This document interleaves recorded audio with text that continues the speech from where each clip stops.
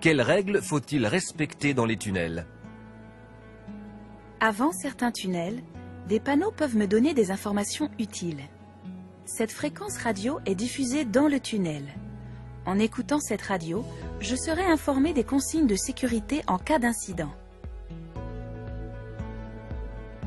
Des panneaux à messages variables peuvent informer sur les conditions de circulation, comme des bouchons ou sur des règles à respecter, comme les distances de sécurité, etc.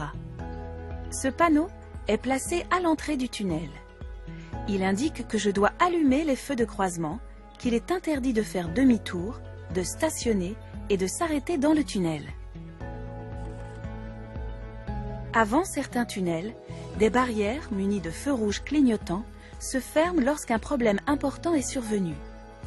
Passer malgré les feux rouges entraînerait un risque de suraccident, un encombrement dangereux du tunnel, et cela pourrait gêner l'arrivée des secours. En entrant dans le tunnel, un effet trou noir se produit.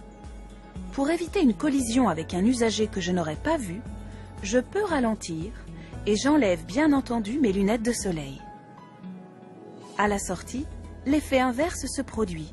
Je suis ébloui. L'éblouissement allonge le temps de réaction et fausse l'évaluation des distances. Je conserve les feux allumés jusqu'à la sortie et je ralentis. Une fois dans le tunnel, je ne dépasse pas les vitesses indiquées.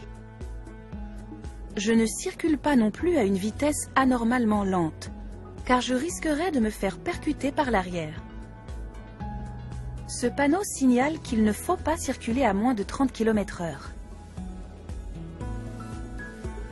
Je laisse également une distance entre mon véhicule et celui qui est devant.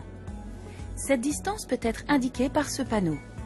Je laisse au moins 50 mètres, ou par un panneau à message variable. S'il y a des lumières bleues sur les parois du tunnel, je dois voir au moins 2 lumières entre les 2 véhicules.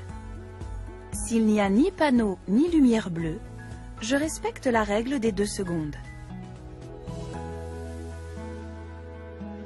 Ces distances de sécurité doivent également être conservées si la circulation est arrêtée.